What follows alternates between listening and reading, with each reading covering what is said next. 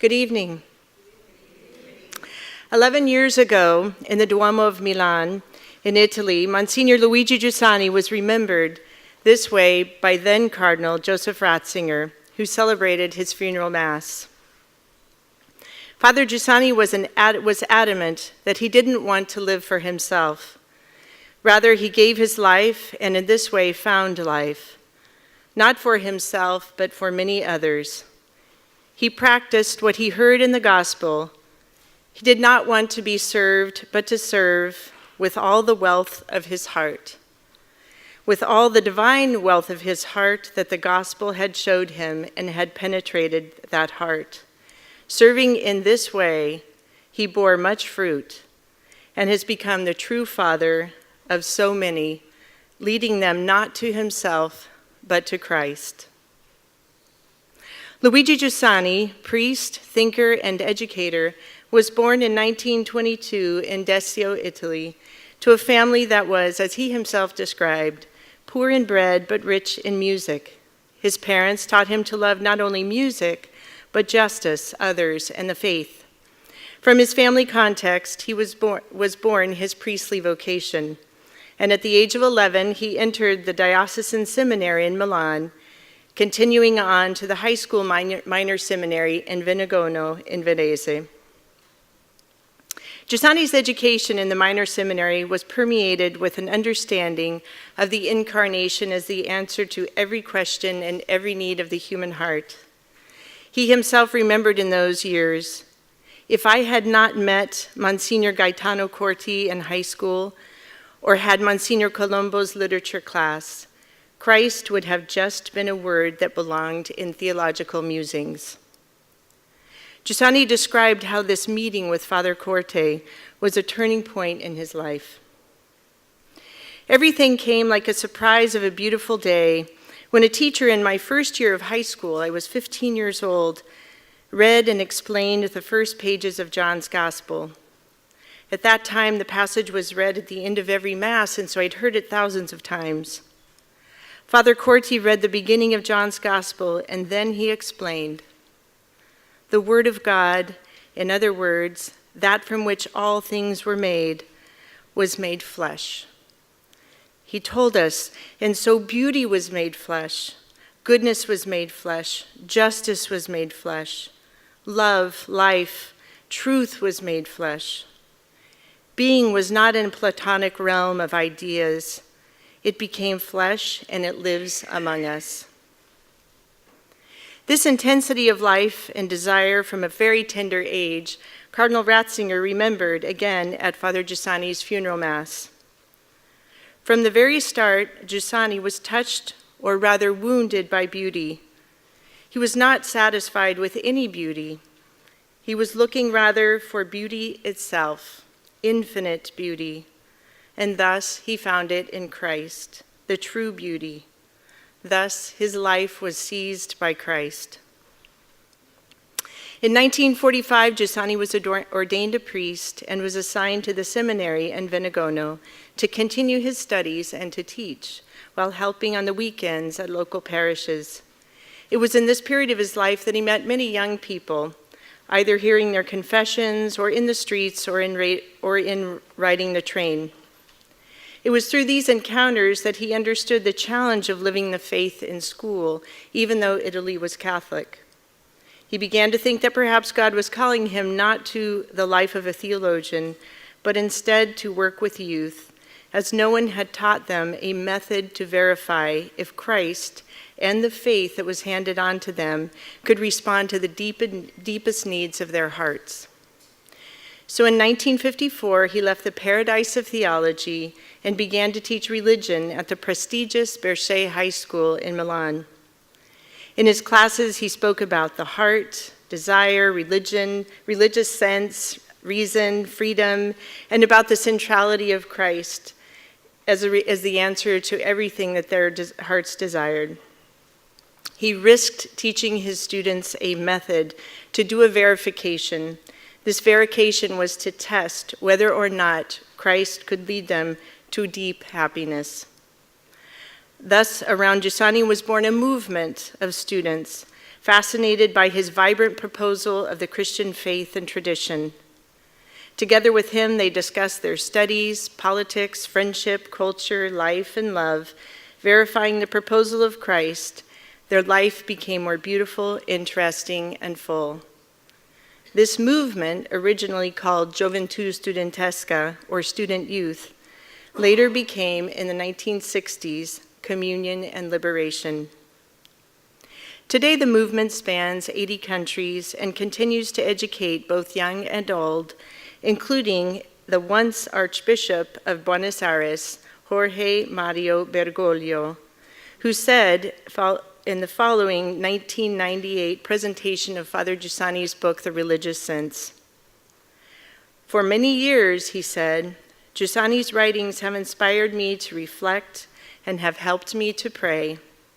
They have taught me to be a better Christian, and I am here to bear witness to that. Monsignor Giussani is one of those unexpected gifts to the Church from the Lord after Vatican II. Just as the future Pope Francis, countless individuals, despite never having met Father Giussani, attribute much to this encounter with him through his books or meeting one or another of his spiritual children. He was a dear friend of people who held a wide spectrum of cultural and religious beliefs, a real companion on the journey for those seeking to live life fully, as in him they found a credible witness of intelligence, joy, and holiness. Giussani died in 2005 at the age of 82, having spent his life as a teacher and friend to hundreds of thousands, a priest, thinker, and educator, able to speak about Christ to the modern world. On February 22, 2012, the cause of beatification and canonization of Father Giussani was opened. Much more can be said about Luigi Giussani and the impact of his life, the life he's had and continues to have in his spiritual children, and on the modern world. But this is an inaugural event tonight, and I promise you, God willing, there will be more. Tonight, we have two exceptional speakers, most importantly, two great friends. His Eminence, Cardinal Timothy Dolan, and Father Richard Veras, both who have accolades and accomplishments too many to mention, so they're written in your program tonight. Before I invite them to the stage, however, let's look a bit more at the life of Luigi Giussani.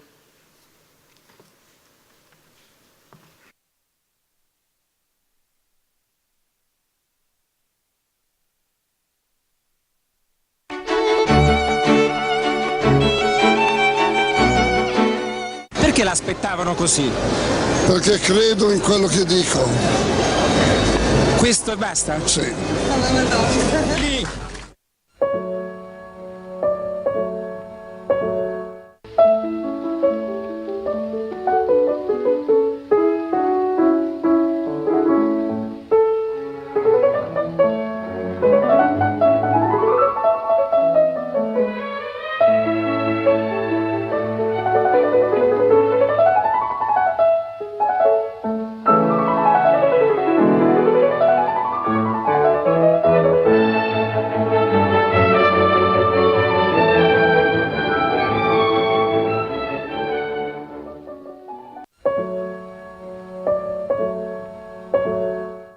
Quindi la croce è il principio della nostra liberazione. Pur nell'umile dolore per la naturale miseria, siamo liberi e perciò in cammino dentro il mondo per portare ad altri questa libertà di cui Cristo ci ha liberati. Cerca di essere giovane di spirito.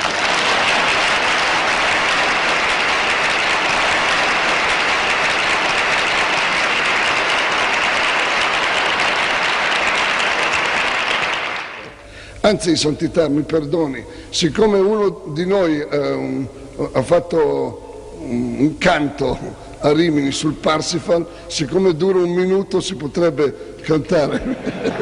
Grazie, Santità. L'esistenza si esprime come ultimo ideale nella mendicanza. Il vero protagonista della storia è il mendicante, cioè Cristo, mendicante del cuore dell'uomo, e il cuore dell'uomo mendicante di Cristo.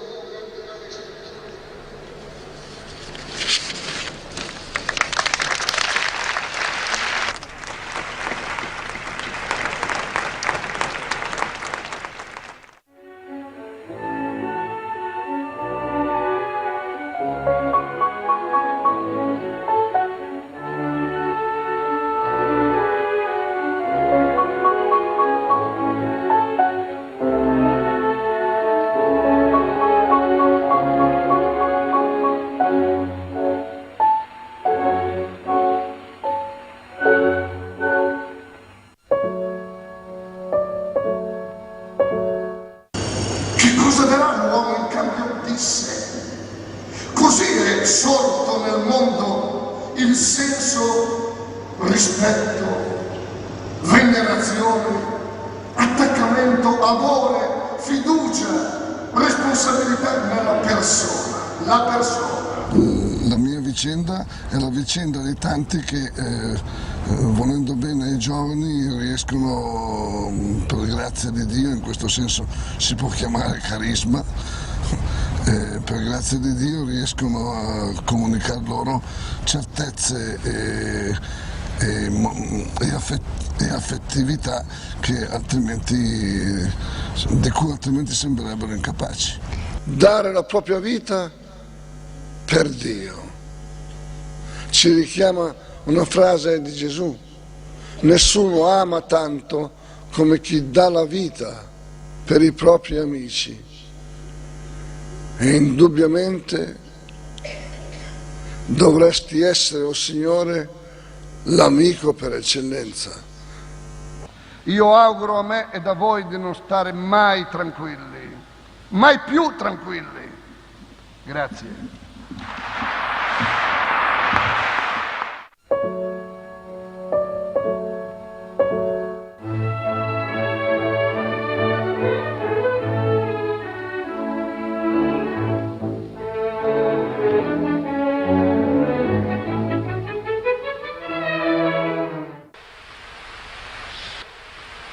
Ringraziamoci vicendevolmente della carità accogliente con cui oggi abbiamo pregato e camminato e vissuto insieme, e tale carità diventi l'ideale di ogni giornata. Tanti auguri a Giù, tanti auguri a te.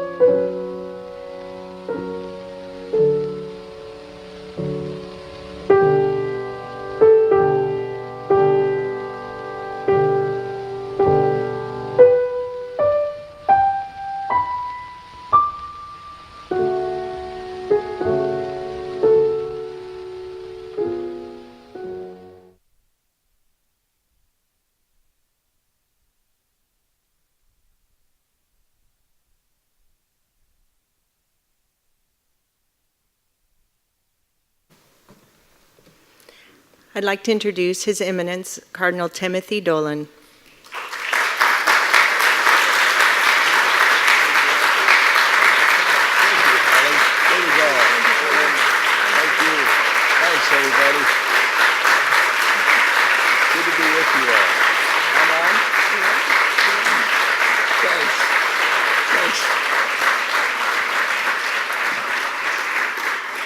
thank you, everybody, and might I say welcome to the Fulton J. Sheen Center.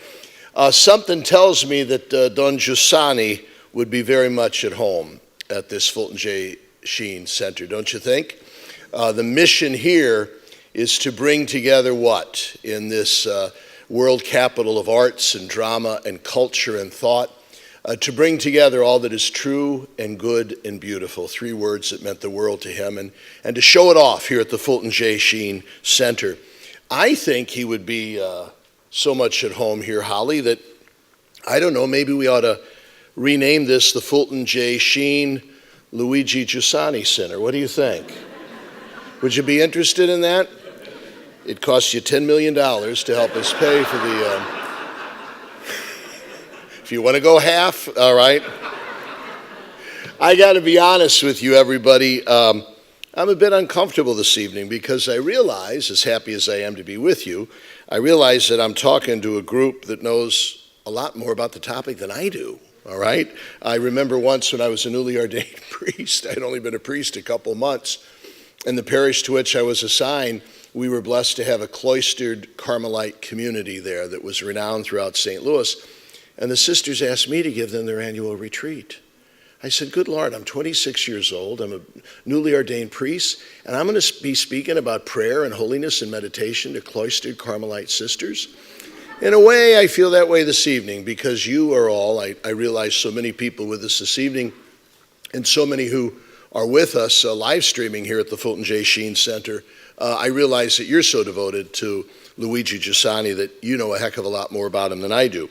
But the invitation this evening, for which I am most grateful, gave me a chance to know more about him. And even though I've just been very candid in admitting to you that I may not have known much formally about Don Giussani and about communion and liberation, I do know you. I do know the members of communion and liberation, and I've been so impressed by you. And I've learned to admire and appreciate and have a lot of affection for you. I see the good work that you do, and I see your spirit of faith and joy. So I say to myself, as Jesus said, by their fruits you will know them. If this is what communion and liberation brings about, if this is what the teaching and challenge of Monsignor Giussani brings about, bring it on and let me be part of it. Now, here's, you tell me if I'm right in this, Holly, but in my kind of crash course on the homework that Father Veras gave me in preparation for this evening, I've tried to keep up through the years with Monsignor Giussani, but I kind of did a crash course in preparation for this evening, cramming for finals here.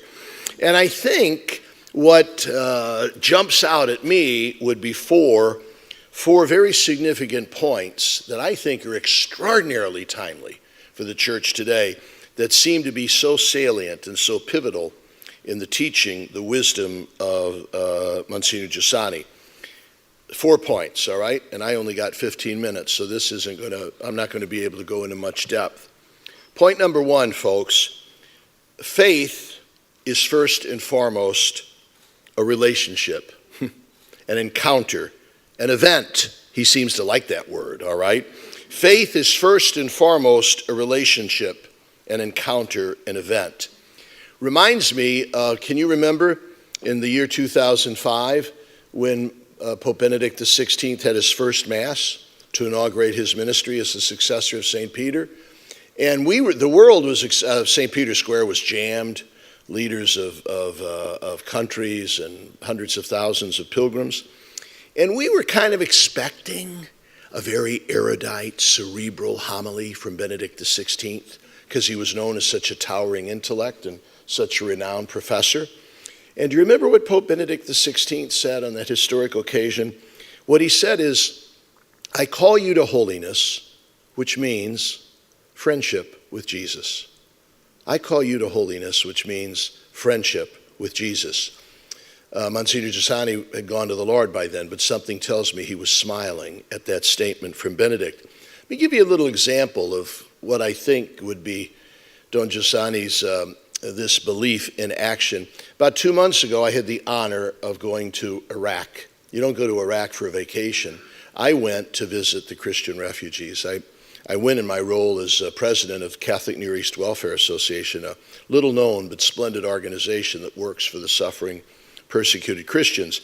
And the story, as you well know, was that these Iraqi Christians, 110,000 of them, had been driven by ISIS from their homes in Mosul and along the plains of Nineveh. And they were embraced by the equally tiny Christian community in Kurdistan. And so we went to visit them there and to do what we could to encourage and to help them. And the first day we were there, we went to visit a wonderful school run by Dominican sisters. They had taken in 500 of these scared refugee children. And we met there a young French woman. She had to be maybe 24 or 25. And I said to her, "What do you teach?" And she said, "Well, I don't teach history or geography or mathematics." She said, "But what I do is every day I bring one of the classes of children into the chapel, and we sit quietly for 15 or 20 minutes, and I read a little passage from the gospel, and then I talk to the children about Jesus and how he loves them and how he knows them very well and how he actually lives in their heart and soul and how he takes care of them and embraces them even in times of trial and tragedy, and that he wants them to live with him forever in heaven." And she said, "I figure if I can teach that to these kids, that might be the most important lesson that they learn." As we were leaving, one of the Dominican sisters said, "She works magic." Sister told us that she said, "These children came and they couldn't stop crying. And now because of her, they can't stop smiling." I don't know if she was a member of Communion and Liberation or not, everybody, but she sure knew what Don Luigi was talking about when he spoke about that faith is first and foremost about friendship with Jesus. Could we say it maybe, and I risk this, and I'm going to have to carefully clarify it, could we phrase it by saying that discipleship precedes dogma? Now, what I mean is, don't you for a second, as you well know, Monsignor Giussani was a good theologian and philosopher. He didn't put down doctrine at all. He was all for the defense of doctrine. But what he meant is that doctrine, what we know about Jesus, can only flow from when we know Jesus. That discipleship, sitting at the feet of the Master, learning to love Jesus and give him our heart and soul, then once we love somebody, then we want to know more about who they are and what they teach, which is doctrine. Isn't that the way Jesus himself worked? You remember the first disciples? They were kind of the fishermen there along the shore of the Sea of Galilee. They were intrigued with Jesus. They had watched him from a distance. And these were harsh, kind of rough and tumble fishermen, and they were intrigued by him. And finally, remember what happened? One of them got up enough nerve to say, "Hey, where do you live?" Which I hear is the Semitic way of saying, "Who are you? What are you all about? Where'd you come from?" Now, what did Jesus say? Did he say, "I am the Word made flesh. I am the second person of the most blessed Trinity. I am in hypostatic union with my Father. I am the Lord and Savior of the world"? He didn't say that at all, even though he was.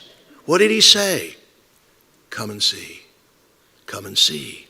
Discipleship, relationship, encounter is what comes first.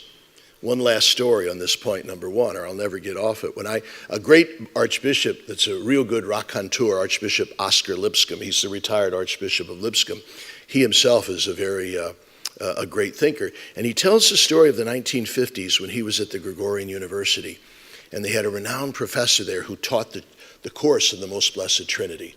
And at the end of the course, jammed lecture hall, he closes his notes, he takes off his glasses, he switches from Latin to Italian, meaning he was going to get colloquial here, and he said, "I've just finished the course on the Trinity, and I want all of you to know I don't believe in the doctrine of the Most Blessed Trinity." Well, there were just gasps throughout the hall. I mean, people were saying, "What is going on here?" This professor, renowned for his orthodoxy, just told, and he said, "You heard me right. I don't believe. My faith is not in the doctrine of the most blessed Trinity. My faith is in the God who revealed it. Relationship, person, discipleship is what comes first. Number two, and this second one, everybody, is this timely today. Jesus and his church are one. Jesus and his church are one. You need to hear me as Archbishop of New York say that the major pastoral challenge we face today as Catholics is to restore that equation between Jesus and his church. Because I'm not telling you anything new. Most people today said, oh, I love Jesus. I don't need his church. I believe, but I don't want to belong. I'm into spirituality, not religion. All right? I believe Jesus is the good shepherd. I just want a sheepfold of one person. All right? I believe that Christ is my king, but his kingdom consists of one person, namely me. All right? Christ is my general, but there's an army of one, meaning myself. All right? We say, can't do. Jesus and his church are one. That's why, of course, you're talking about communion. And for Father Giussani, communion happens in, with, and through the church. Do we ever need him today? The restoration of the luster of the church. What would I know of him, Jesus, without her, the church, as de Lubac said? The lesson that Paul learned on the road to Damascus, Saul, Saul, why are you persecuting me? Jesus identified with his church, is one that Father Giussani taught frequently and one that we need today. Number three, faith and reason are allies. Oh, do we ever need that today? Don Giussani would always say, faith and reason, they're not enemies, they're buddies, all right? That's why he wanted thought. That's why he wanted culture. Nothing alien to the human experience because of the incarnation was alien to the Lord. Faith and reason are allies. As Pope Benedict would often remind us, what we got are the two extremes. We got today Fedism, which is another way of saying fundamentalism, that says faith is enough and you don't need your intellect. And of course that turns into a cutthroat fundamentalism, as all we'll have to do is pick up the paper tomorrow to see the latest atrocity. Or we've got some stale, dry rationalism that says really all we need are what we can empirically verify, and we don't need faith. No, and Giussani would say faith and reason work together. What a strange God we'd have if his greatest natural gift to us, our reason, was at odds with his greatest supernatural gift to us, our faith. Faith and reason working together in concert. And finally, number four, would be clear in, Don Luigi was very, he did his doctorate in American Protestant theology, right? And he was especially fond of our own New Yorker, Niebuhr. And he loved quoting Niebuhr's statement that nothing is sillier than giving an answer to an unasked question, all right? So Don Giussani would say, we as the church, we can't go around thinking that we got all the answers. As a matter of fact, we sure got a fair amount of them. We got to spark people to start asking the right questions. We got to start challenging people to ask the right questions. Because the main problem we got today is more or less the human person does not feel that he or she needs Jesus, that he or she needs God, that he or she needs salvation. Because of the comfort and the coziness of the modern world, our needs are pretty much taken care of, and we feel that we really don't need God. Now, that might not be an overt statement, but as Monsignor Giussani said, boy, is it ever kind of down there. Now, that's not true of anybody. If you want to find people that are asking the right questions, go visit the pediatric oncology unit at Sloan Kettering. Stop and see the beginning of the exhibit outside on prison art. You want to see people who are asking the right questions and know they need a savior? Go to a prison. Go to Christopher Inn, where you've got recovering addicts. But there are exceptions, see? And Don Giussani, a great psychologist and student of human nature, knew that we have to start asking the right questions. Therefore, good Ambrosian that he was, being from Milan, right? A priest of the Archdiocese of Milan, whose great patriarch was St. Ambrose, who taught, who? Augustine, right? Don Luigi would say, hey, what we have to do is lead people to the point where they admit that they got a hole in their heart. And he's not talking about some cardiac condition, all right? He's talking about at the center of a person's existence, at the very place where reality resides in the individual human being, there's a vacuum, there's a hole, and only God can fill it. We go through life trying to find other things that can fill it. None of them work, all right? So Don Giussani said, once we get people to recognize that hole, we bring them to say with Augustine, we were created for you, O God, and our hearts are restless until they go back to you and reside for all eternity. You know who said it well? Pope St. John Paul II. Jesus Christ is the answer to the question posed by every human life. That could be a quote that comes from Monsignor Giussani. Thank you. Is that all right? Is that accurate?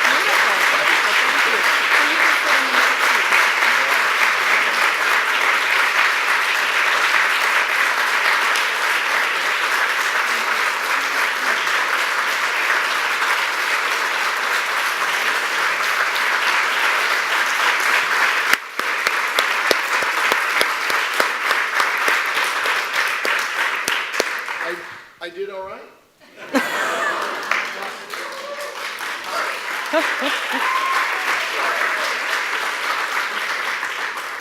Holly wrote it. I'd now like to introduce Reverend Richard Veras.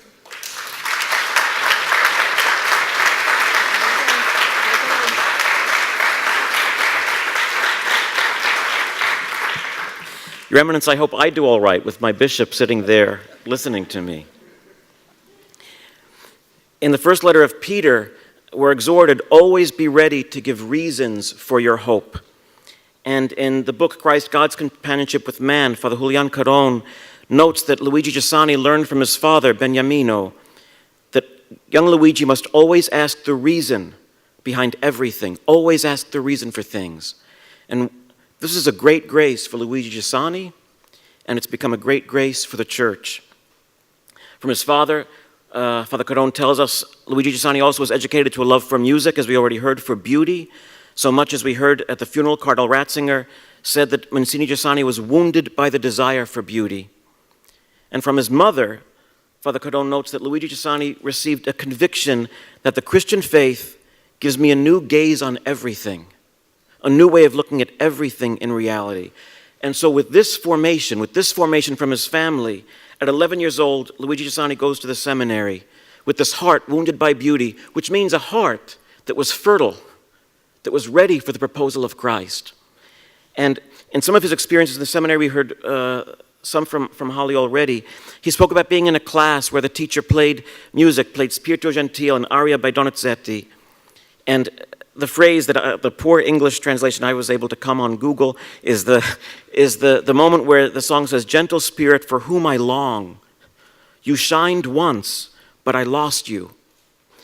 Giussani said, when I heard Spirito Gentile, I realized God existed, and as a consequence that nothing could exist without a meaning. I realized that the heart could not exist if there was not this final objective, this happiness. Giussani began to experience, young Giussani, began to experience that the beauty was a prophecy of God. Beauty was a prophecy of Christ. One of his favorite poets was the poet Leopardi, that he studied also in the seminary in school. And he would memorize Leopardi's poem, one that speaks of beauty with a capital B. One of Leopardi's poems became for Giussani a communion meditation. And in later years, Giussani would say that Leopardi, in the truest of his poems, was a prophecy of Christ 1,800 years later. Again, the sense of this beauty, this longing. And so with this heart that was so wounded, so yearned for beauty, this is the heart that's sitting in a classroom when the professor that Holly is speaking about comes in and says to the very young men, the Word became flesh. Do you know what that means? It means beauty became flesh, justice became flesh, truth became flesh. So for Luigi Giussani, that moment hearing Spirito Gentile, he understood that has become flesh. That moment that could seem fleeting, that could seem to give hope and then it seems to go. This took on flesh. Later on, he remembers that one of his classmates they were late to prayer, they were running downstairs, and his classmate turned around and said, "Luigi, the Word became flesh. This is something from another world." And Luigi responded, "Something of another world that's in this world. Something of another world that's in this world." And so Luigi Giussani, with his friends in the seminary, formed this little group called Studium Christi, where they wanted to understand the connection of everything with Christ. Think of what Giussani's mother handed on to him, a new gaze on everything. And Giussani said they put together a newsletter. He said it might have been naive, but there was something so true about these young seminarians wanting to see how everything connects to Christ. Later, when he went to the Berchet High School, he would invite the students to meet after school, and they had what they called a raggio, a ray, they called the meeting. In other words, no matter what we speak about, a film, politics, the economy, no matter what we speak about, can find its way. If Christ is the meaning of everything, everything must be illuminated, must be seen in its true light, and the fact that the meaning of everything became flesh in Christ. Giussani speaks about how moved he was later with St. John Paul II, Redemptor Hominis, when John Paul said, "Christ is the center of cosmos and history." And in the 1960s, as we heard, Father Giussani went from the Berchet High School and taught at the Catholic University of Milan. And it was after the upheavals in 1968 on many of the university campuses. Giussani would note that at that point, he said, "Now it's clear, to propose the Christian faith, mere argument from tradition or authority is no longer viable. It will no longer fly in the modern era. You can't propose the faith in that way." But for Giussani, he didn't rail against this. This didn't cause him distress. In a certain sense, it was an opportunity. He took advantage of it. Okay, so now we have to come to the core of the person of Christ, because now this social problem, if you will, is forcing the church, insisting we have nothing to propose but the person of Christ. As St. Paul would say, preach nothing but Christ and Him crucified. And so Giussani said, what did I want to propose? I wanted to propose the most essential aspects of Christianity. And so he spoke of Christianity as an event, the event of the incarnation, which responds to these infinite longings of the human heart. And so we have the first books of the famous trilogy of Giussani, The Religious Sense and The Origin of the Christian Claim. The religious sense, helping us to look at our humanity and seeing, as a quote we heard, the Cardinal Dolan gave us from John Paul II, seeing that every human life is longing for eternity. The religious sense. And then the origin of the Christian claim. At a certain point in history, a man claimed to be the response. A man claimed to be the person who responds to the longing of every human heart. But then Giussani emphasized, it's great that it happened 2,000 years ago, but that's not enough. I need it now. I'm happy for the apostles, for Mary Magdalene, for Mary and Martha, but I want that now. And so as the Cardinal pointed out, the church and Christ are together, are one thing. And so the third portion of that trilogy, why the church? Giussani explains the church is the continuation of the presence of Christ in history. As St. Paul discovered, the mystical body of Christ. What did Jesus say when he comes to St. Paul? Paul had never met Jesus. And Jesus says, Saul, Saul, why are you persecuting me? Who are you, sir? I am Jesus, whom you are persecuting. So Jesus identifies his followers with himself, with his body. And so Giussani, why the church? Why the church? Because I need to bump into the Word made flesh now, today. But I can bump into the church 1,000 times and it won't move me if I don't have a heart that's longing, that's asking the right questions. A heart that has that longing that's wounded by beauty. And so Giussani would always emphasize, we never graduate from the religious sense. It's not that I do that and now I'm done. No, my heart always needs to be alive.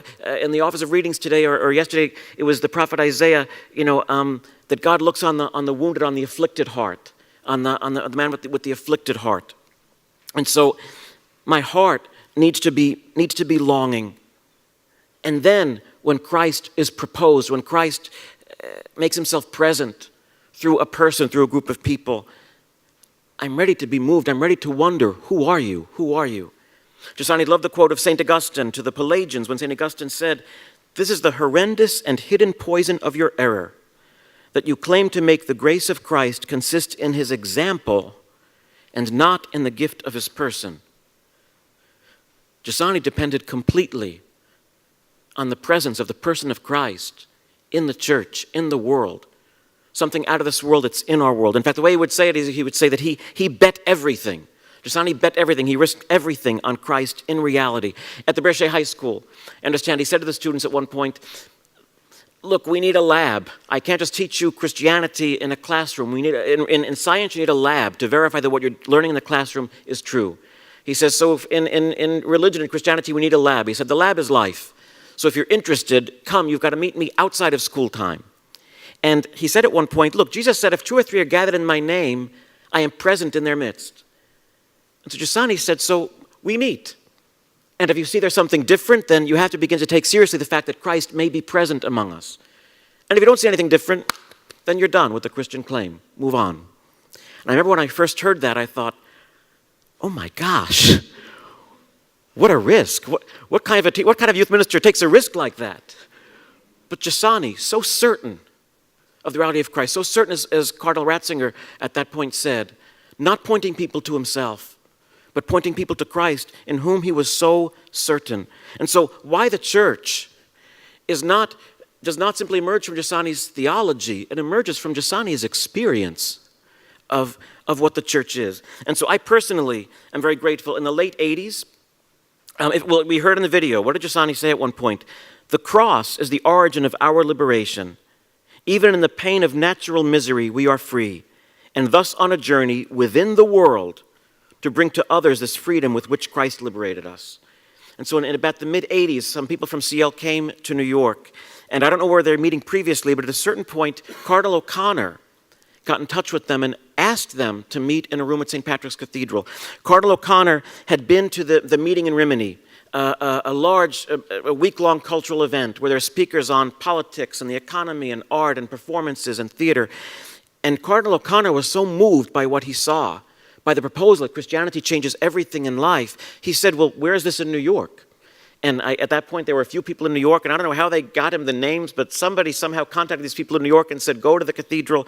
And so in 1988, on March 17th, 1988, feast of St. Patrick's Day, I met CL at St. Patrick's Cathedral. I had been told about this group of people that meet, and so I went, and it was, I wanted a meeting. I wanted to meet other young adults. I was a layman young adult at the time. And I went, and I saw there was something very, very different about this meeting, but even more, as the weeks went on, I began to realize I was coming once a week, every Thursday night to St. Patrick's Cathedral, 6:45 for the CL meeting. But I began to realize, wait a minute, these people see each other at other times during the week. They're living a whole life together. And so I began to living life, playing pool in Greenwich Village, going on a fishing boat, doing all kinds of things. We were very, very young then, so we weren't doing lots of cultural events. We were young adults. We were young adults having fun, picnic in Central Park. So I was loving it. It was great. And but at a certain point for me, I began to understand. I began to intuit. I am meeting Christ here. Christ is present in the pool hall in Greenwich Village. He's present in Central Park. He's present on the fishing boat, and for me, it was a revolution. It was as if before this, I'd been a really big fan of Jesus, a big fan. Posters in my room, a big, big fan. But now, he moved next door. Now he came into my life. I began to know him. And one silly example, Giussani said to the apostles, their faith increased and increased and increased because things kept happening that began to verify the truth of who was in front of them. And I remember at one point, at that point, pretty much, we were all young, single men and women, and marriages began to happen later, priesthood happened later. And so we began to move into apartments together because, rather than just have some sort of ruminative convenience, let's really live life together. And so 3 other women had decided they were going to move into an apartment. They got the down payment. They did, the first month's rent, the whole thing. They give notice to their former landlords, and one of the 3 backs out at the last minute. And I think they lost their deposits. They were in danger of losing their deposits. I don't know if they lost them or not. Somebody here would know, but I don't want to mess up the... but I mean, you're a young single woman in the late 80s, and you're about to lose $400 because somebody backed out. And I remember all of us were, why would she do that? But I remember, in the middle of all the drama, thinking, I bet she's going to be at the meeting on Thursday. And then thinking, I hope she's going to be at the meeting on Thursday. And then more and more being certain she's going to be there. And so this young woman who, flaked out was at the meeting. And the friendship continued. And I remember being so moved. Because normally in New York City, someone messes you out of your apartment like that, it's over. It's done. You're a flake. Go find another meeting somewhere. Go to Old St. Patrick's. See, I don't know. Go someplace else. But I understood, and I was pretty certain it was going to happen that way. And understood, no, there's something deeper here. This friendship, there's something deeper about this friendship. And beginning to have a sense, this is Christ, when two or three are gathered in my name. Because it's not that we're all the nicest people to each other, but there's something here. I remember thinking, she belongs to me like my sister belongs to me, like my brother belongs to me. Someone is among us here. And I want to emphasize that wonder didn't come from nowhere, because I had been being educated to look for life, to look for Christ in reality. To go to the bottom, when I see something exceptional in reality, to go to the bottom. Where does this come from? This is the education that Giussani gave us. I was very privileged to meet Giussani a few times. And, Giussani would say things like, reality has never betrayed me. I don't suffer the neutrality of circumstances. For me, circumstances are not neutral. Everything is given by Christ. And, and you can think, well, how do you get to that point? That sounds like a really, really holy man. But he's holy and we're not. But no, Giussani wanted to educate. He didn't want to be on a pedestal. He wanted to educate. But I remember being in Italy, I was at this lunch. It was Father Giussani, Monsignor Giussani, with a group of people from different countries, I guess, who were guiding the movement in different countries. And they were all speaking about what was happening in these various countries. I did not belong at this meeting. I used to go to Italy once a year to have a retreat with a few priests. And this priest, Father Pontigia, just took a great liking to me. And whenever I went to Italy, he would bring me to see Father Giussani. And so he essentially barged into this lunch meeting and plops me down. I think many people were upset at that meeting. Who is this guy? And Father Giussani paid so much attention to me. I wanted to make sure I had enough wine and food. And I don't drink wine, but I drank it then because and so, but at that meeting, Giorgio Vittadini is speaking about what's happening in America. And at a certain point, I was so privileged to see this. Father Giussani's face lights up. At a certain point, he interrupts Giorgio Vittadini and he hits the table and he says, you see? And he said, for 14 years, I have been wanting to go back to the United States. For 14 years. And my health prevents me, or circumstances prevent me. And I kept saying, but Jesus, why? I want to go. And he says, and now I see. Because all those people you're speaking about in America, they never met me. And so this shows us, this is not a personal charism. This is really a gift of the Holy Spirit. And so I got a front row seat to see Father Giussani read reality, thank Jesus for keeping him from America for 14 years, because he saw the fruits of it. And so this way of looking at reality, this wonder of a child, and I just want to give 3 examples in the States of people being educated to recognizing Christ in this way. One is Catherine. I had a high school group when I was at St. Joseph St. Thomas on Staten Island. We had a high school group of CL. And we would go on trips, and Labor Day weekend we were going to this big beach trip to visit the high school community out on Eastern Long Island.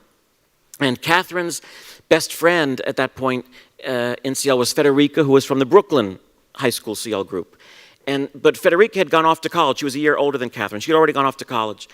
And so Catherine kept telling me as we're leading up to this big, CL beach day, it's not going to be that great because Fede's not going to be there. Okay, well, just come.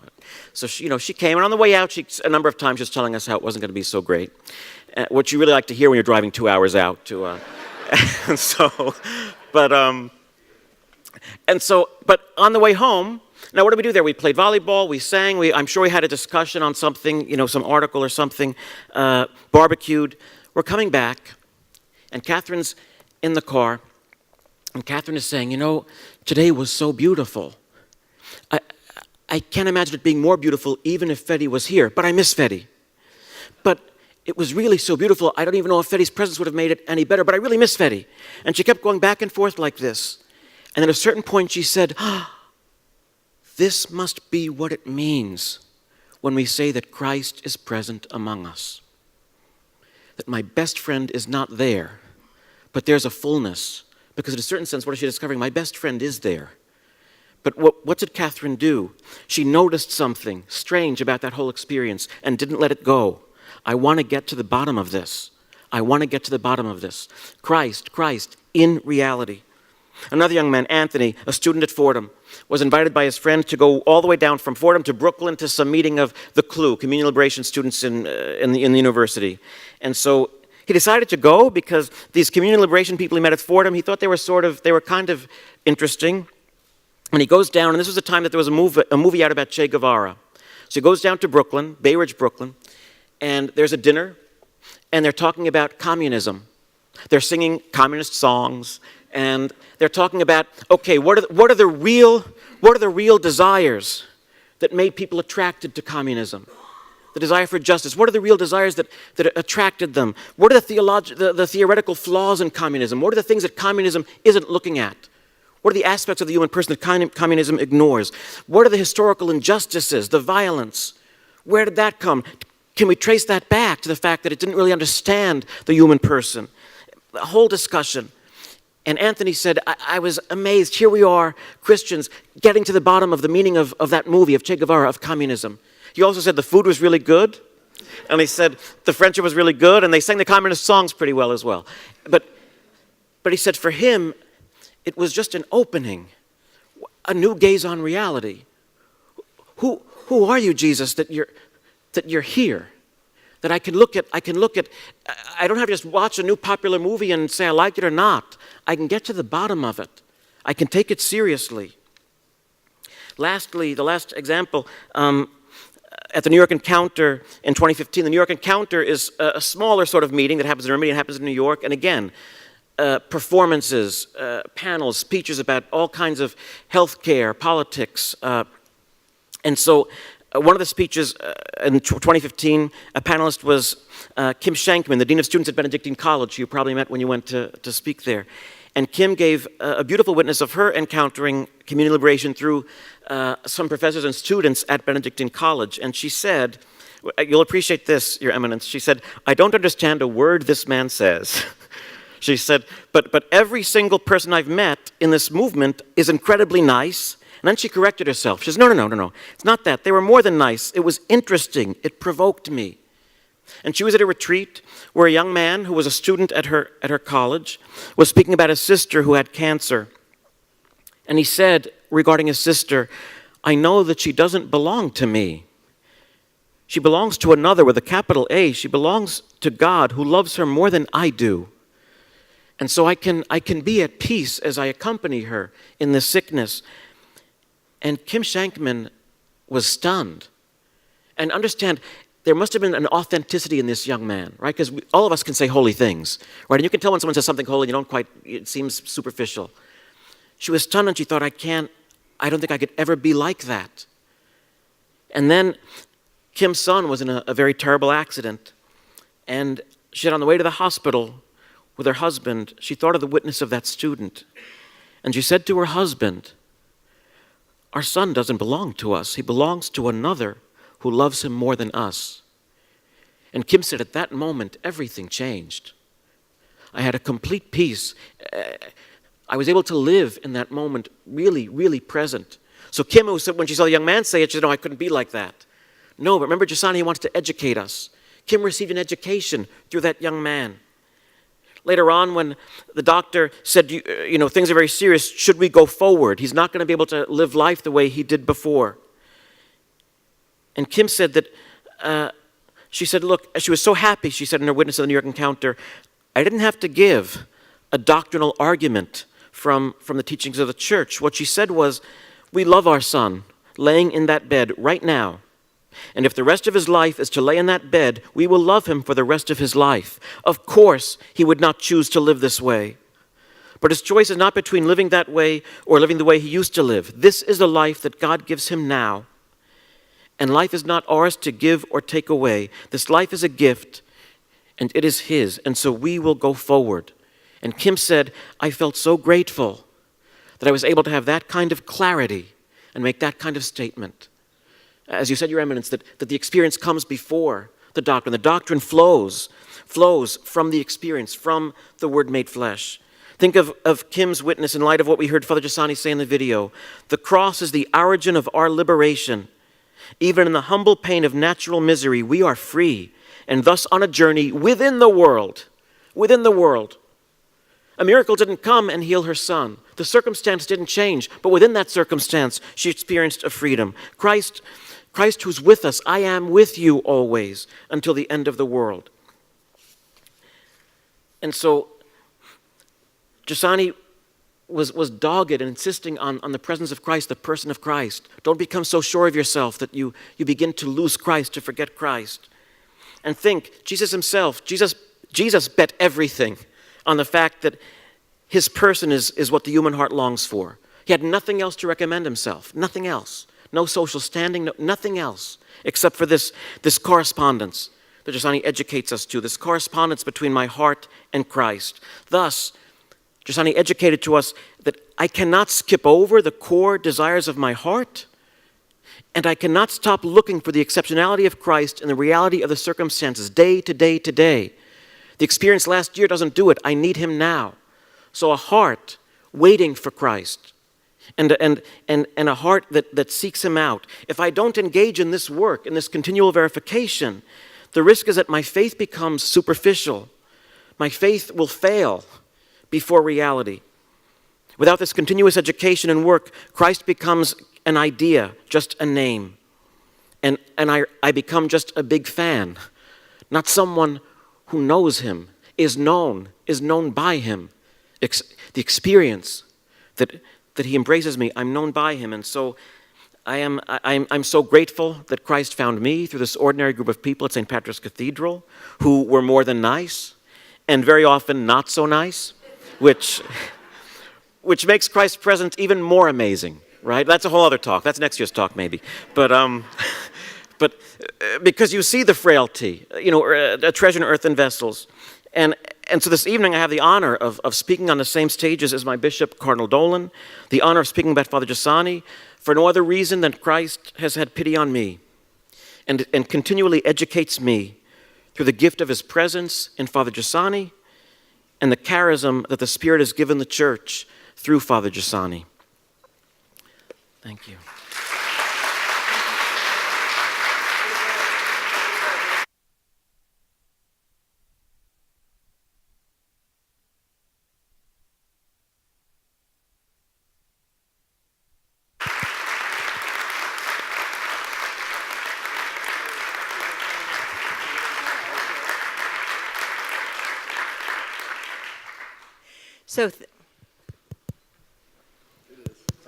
So thank you both very much. I have a few questions. First, we'll begin with you, Your Eminence. I was very moved by your first point because Father Giussani said one of his fundamental points was the proposal regarding faith, the question of faith, and that faith really, when it's awakened, the person who is awakened by faith flourishes as a person who's fascinated with reality, because there's this personal encounter with Jesus Christ. And so therefore, because of this encounter, we believe that this encounter that happened 2,000 years ago, as Father Rich said, is happening today. We see it exactly as it happened so long ago because of the church, which you pointed out earlier.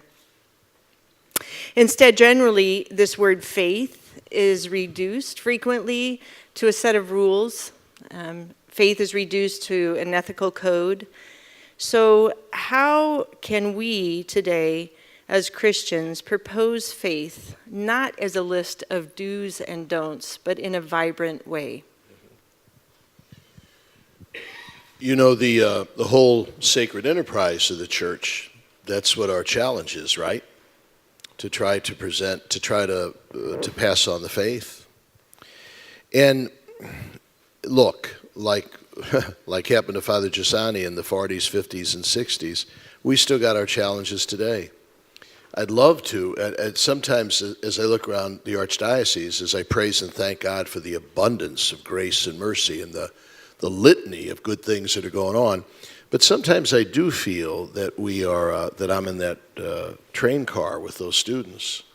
That famous episode when he was just happened to be on this car with these students who had spent their life in Catholic schools, but really didn't know Jesus, didn't seem to know about him at all. And for them, faith was rather blah and blasé, and was spray painted on them, and the spray paint was fading. All right.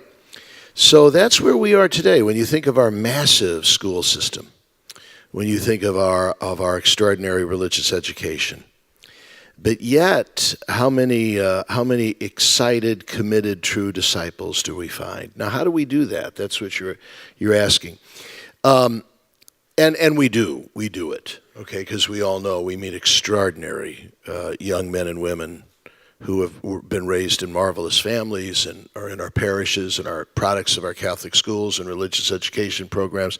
Thanks be to God, we see such great results that we say, hey, a lot of this is working. We know, though, that for the majority it doesn't.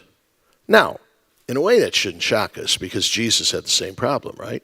I mean, even when he was physically with us, he had the same problem. Most people walked away. Most people weren't captivated by this most exciting person that has ever lived. So it's still happening today. I one time, the Archbishop of Dublin, Diarmaid Martin, once said, we usually do a pretty good job of catechesis. We don't do a good job of evangelization. Have you heard that statement before? You do know the difference, right? Evangelization means we introduce people to Jesus Christ. Catechesis means we kind of then make sure they know what Jesus taught and what he expects. Both are very, very important. Archbishop Martin wondered if, as Catholics, we had kind of put the cart before the horse. And we had kind of presumed, we had taken for granted a personal relationship with Jesus Christ, and then went into the catechesis, where he said, we can really no longer do that. We can no longer do that. It's interesting then, Father Giussani, the little bit I know about him, loved those words like experiences and events. You know the Pew Center, you've heard of the Pew Research Center that does remarkable analysis of religious trends in the United States. They ought to footnote him. Because what they will say, for instance, when they look at college students and religious habits, they will say that college students who have a positive experience of the faith, the church, religion during their college years, much more persevere in the faith. And what do they mean by an experience? They mean a good retreat. They mean a group of friends. They mean perhaps a scripture study and shared prayer at the Catholic Center. They may mean something as traditional as Eucharistic adoration or a positive experience in the sacrament of reconciliation. These are experiences then that where they meet Jesus Christ and the world is literally turned upside down. I love it that that's the way St. Peter died. Because he had met a man on the shores of the Sea of Galilee who literally turned his life upside down. We need again to introduce our young people to him. And without denying the catechesis. I'm afraid Archbishop Martin was a little too optimistic, because I'm afraid today we have neither evangelization nor catechesis, because a lot of them don't know the faith either, right? I'm 66 years old.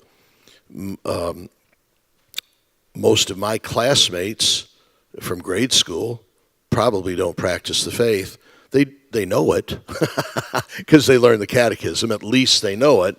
But they would say, they don't talk about it, but if you'd sit down and talk to them, as I often do, and listen to them, they would say that they've never met the person. It's all about a person. That's what the incarnation is about. That's why Father Giussani was so captivated by the miracle of the incarnation. He says at one place, you know, if you talk about the hierarchy of doctrine within our Catholic wisdom, the Trinity comes first, and then the wisdom that the second person of that most blessed Trinity took on flesh. Father Giussani said at one place, unfortunately, most of us stop at the Trinity. You know, so we got kind of a vague conceptual doctrinal knowledge of who God is, and we haven't gotten into the incarnation. That the second person of this triune God took on flesh, was, is, now, and will be part of us, part of human existence. That's what we got to recapture, right? That's what we got to bring back. Or else we're just going to be some nice ethical society at best. I mean, you can go to the Rotary Club for that, you know.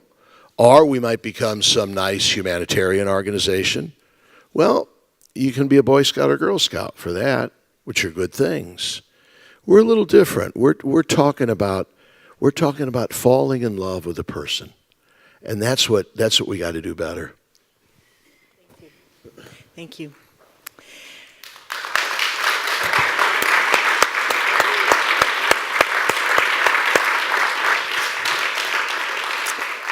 Father Richard. As you know, Father Giussani defines education as an introduction to reality in all of its factors, introduction to reality, to its totality, everything. So as an educator, all educators are called as educators to help students do that, to help them stay in the game, to do this comparison between reality and their hearts, reality and really the deepest desires of their hearts, what their hearts desire.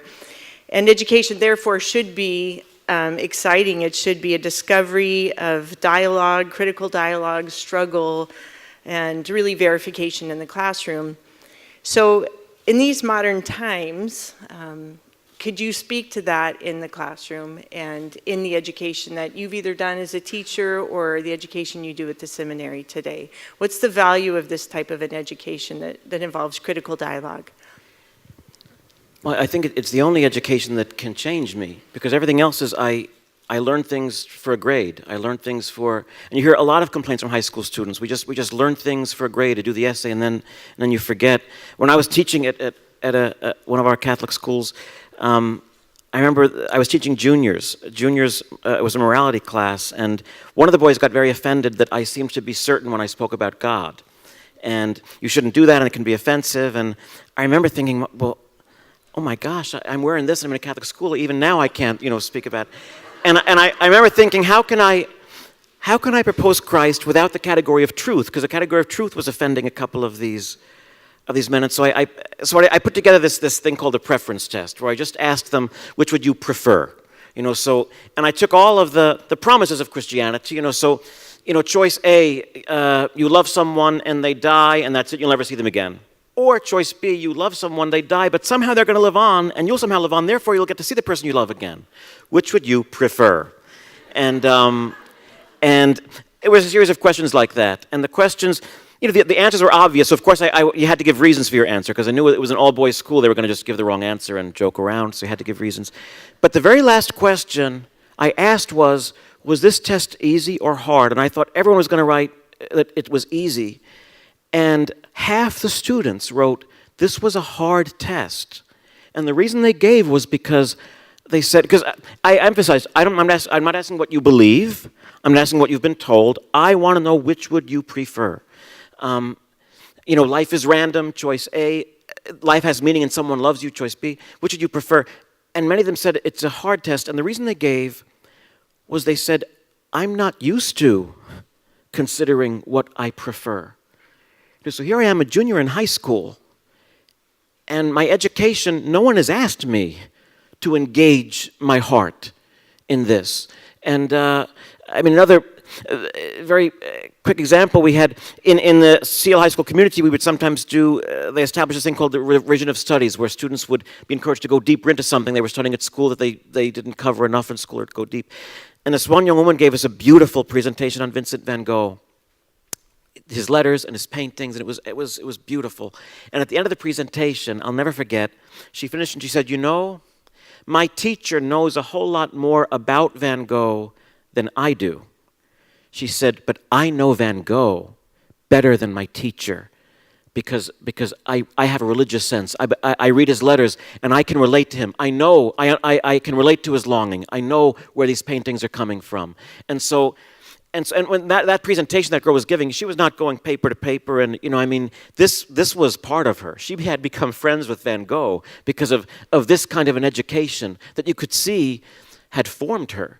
After she gave this presentation, somebody else wanted to give a presentation on jazz, and all these kids wanted to give presentations now because they saw how attractive it is when someone is really engaged in reality, really becomes educated about something. And so I think we're longing for this education. When it's presented, Crossroads, New York Encounter, when I was at a parish, so I copied what I learned in Seattle. In Lent, we would do different cultural events on Friday nights. A parish in Staten Island, regular, working class parish, and I couldn't believe 60, 80 people coming to hear about Il Duomo in Milan, coming to hear about Dante, and because these things were presented to us not in an academic way, but to really put us in front of the beauty of Christ.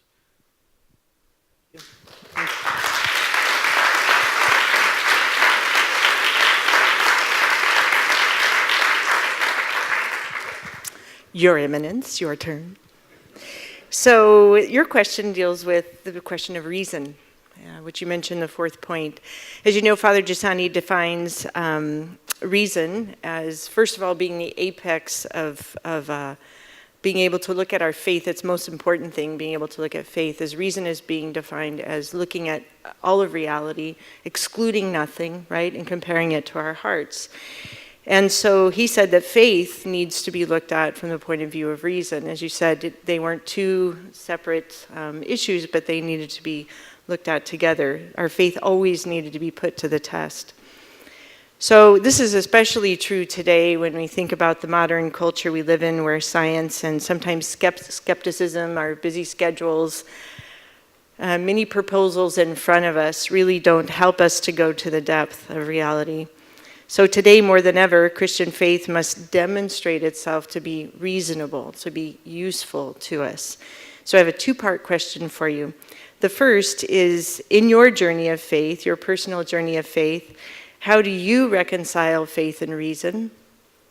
The second part of the question is, I'd like you to speak, if you can, a little bit about faith and reason and your enthusiasm in the establishment of this beautiful Sheen Center. I was hoping you'd ask that.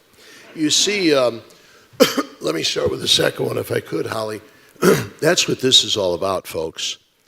This is all about saying to New York City, which Pope John Paul II called the capital of the world, where usually things like art and culture and music and dance and science and learning are thought of as somewhat suspicious of faith, somewhat opposed to faith, sometimes downright antagonistic to the faith, to say that, there might be some warped version of that.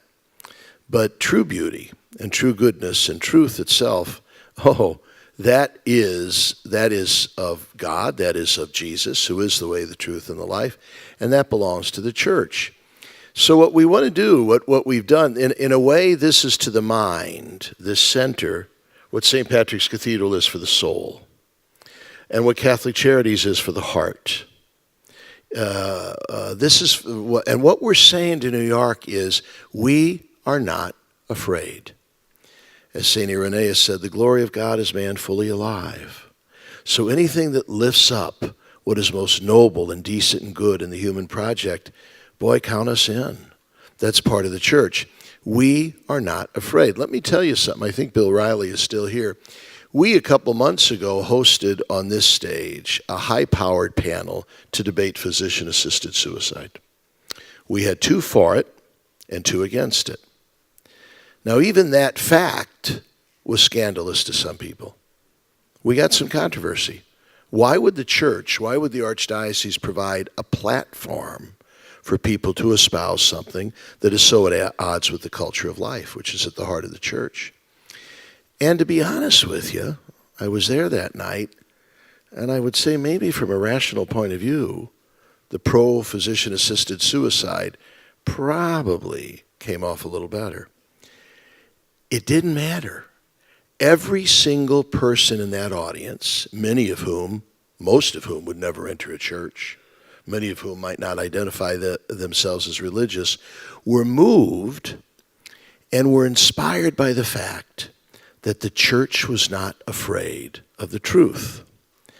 And that if we provided a forum where in a very civil, respectful way, people could speak, we would sway and win human hearts. One of the presenters, who had described himself as an atheist, was on the opposite side, sought me out afterwards, and he said, "Do you know, I find it extraordinarily inspirational that the Catholic Church would have welcomed me on this panel." Now, we were able to get through to him. I mean, what was his caricature here, folks? Is that the Catholic Church was afraid. We were into mind control. If we were a little scared that we didn't have the high ground here in reasoning and in compelling argumentation, well, we'd run for cover and we'd prohibit people. We showed him just the opposite. And I think Father Giussani, I think he would have appreciated that, no? Fulton Sheen would have appreciated that. Do you remember when some of you old-timers, there aren't many here, some of you might remember when Nikita Khrushchev visited the United States in 1957. And guess one of the people he asked to meet? Fulton J. Sheen. And they met for an hour and 10 minutes, and they argued about communism and Marxism. Fulton Sheen had written his dissertation at the Catholic University of Louvain on it. And at the end of it, Nikita Khrushchev said, "You know more about Karl Marx than I do," and meant it as a compliment.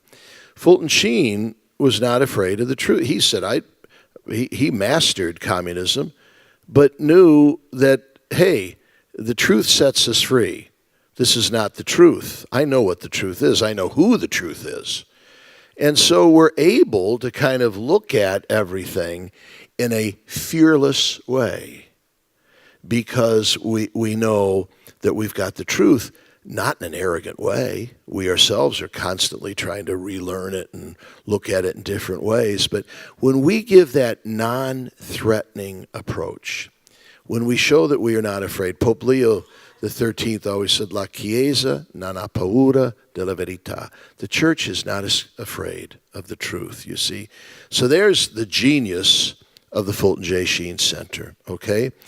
In my own life, what you asked, Holly, I'd have to tell you I'm immensely grateful for a classical Catholic education. So, boy, in my earlier response, I had offered a bit of critique. Hey, Father Giussani loved critiques. He said we need to be critical thinkers. A critique of maybe some of the things that aren't quite clicking in Catholic education. In my own life, a very classical Catholic education taught me, without even realizing any distinction, reason and faith. So even in grade school, taught by wonderful pedagogues, Irish Sisters of Mercy, we were doing poetry, and we were doing art, and we were doing drama, and we were doing music.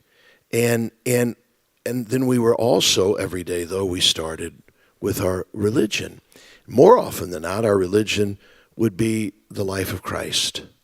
The sisters who were wonderful storytellers, we almost felt that Jesus was there with us, which he was, all right? We also learned that Jesus was very much alive in his church, in the rhythm of worship and liturgy, in the life of the parish. In the seminary, I had a classical education with the arts, with Latin and Greek, and then a philosophy education, which for a while in the church was sadly de-emphasized.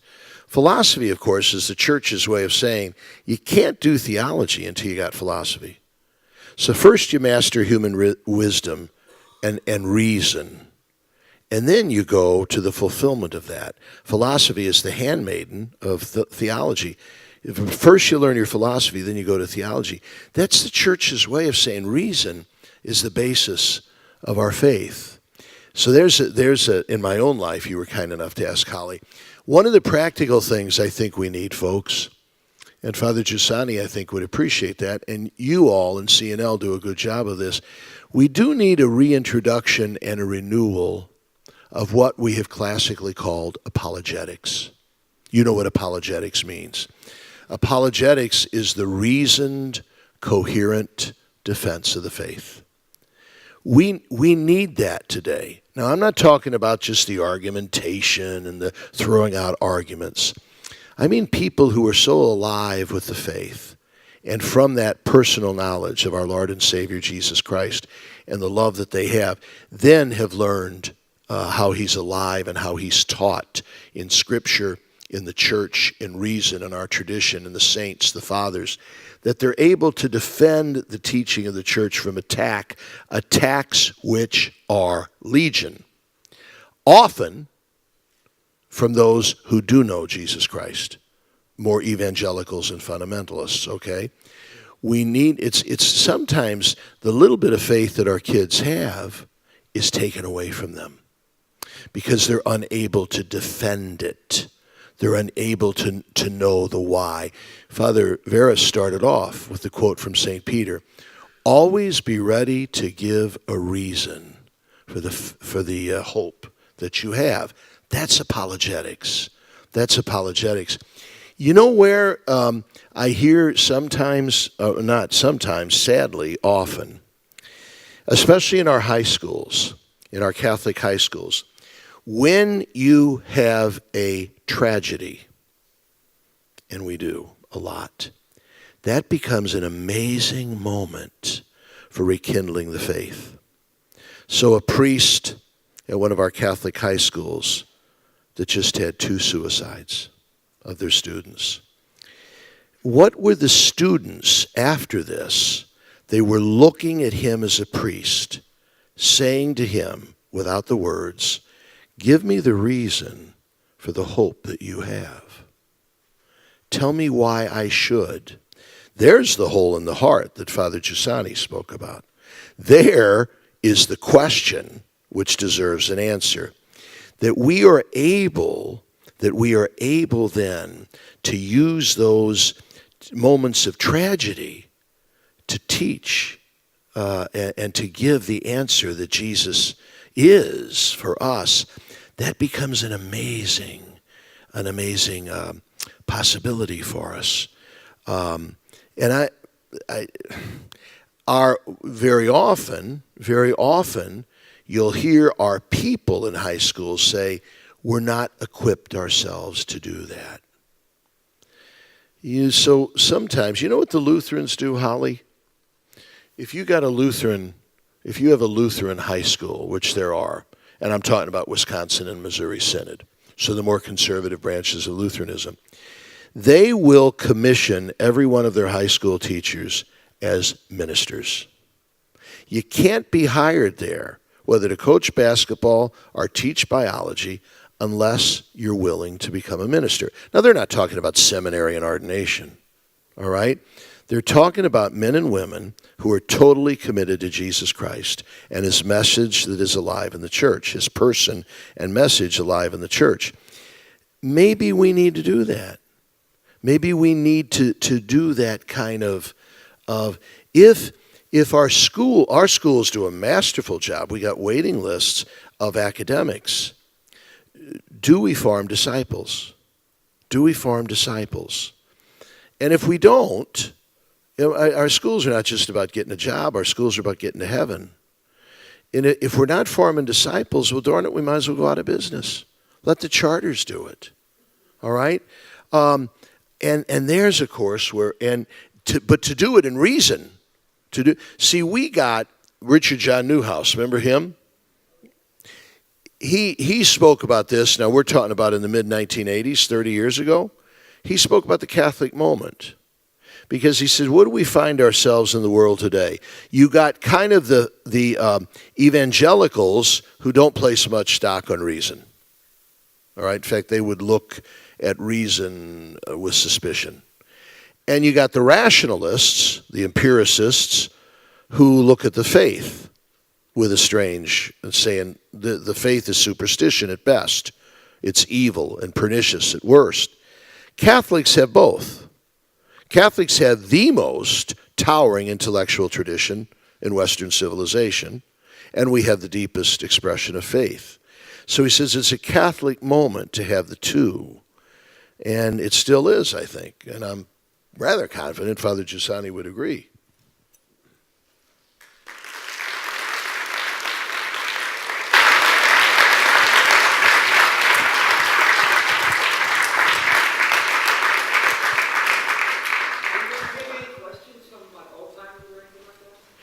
Unfortunately, our time is up this evening, but Cardinal Dolan might be in the hallway to address anyone who would like to speak with him. Cardinal Dolan will meet people in the hallway if people would like to speak with him. So I'd like to thank His Eminence and thank Father Richard for their presence tonight.